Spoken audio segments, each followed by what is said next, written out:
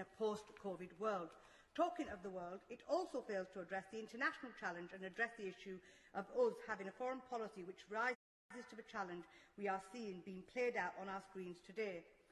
We sit here, Madam Deputy Speaker, in the mother of all parliaments, the House of Commons, living under the rule of law, upholding fundamental freedoms for all who live in our green and pleasant land without any fear or having our rightful connection to it being denied.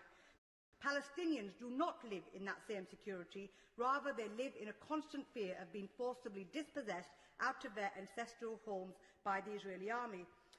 They have been abandoned by the international community and they have been abandoned by us.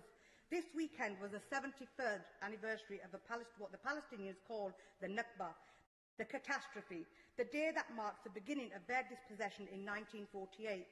That dispossession continues by bombs, by mob lynching, by expulsions, all against innocent Palestinian civilians. These crimes are the root cause of the tragic violence we are seeing across the Holy Land today. When this government urges calm to be restored in Palestine, they must remember Palestinians have been robbed of their calm for 73 years. The occupation's checkpoints, the siege in Gaza, the various types of discrimination against Palestinians across the Holy Land. Israeli human rights groups like B'Tselem, international groups like Human Rights Watch and others have concluded from painstaking analysis that the Israeli government stands guilty of the internationally defined crime of apartheid. I ask, how should that affect our relationship with Israel? This isn't a conflict with two equal opposing sides, rather one people dominates the other through illegal occupation, siege, dispossession and discrimination.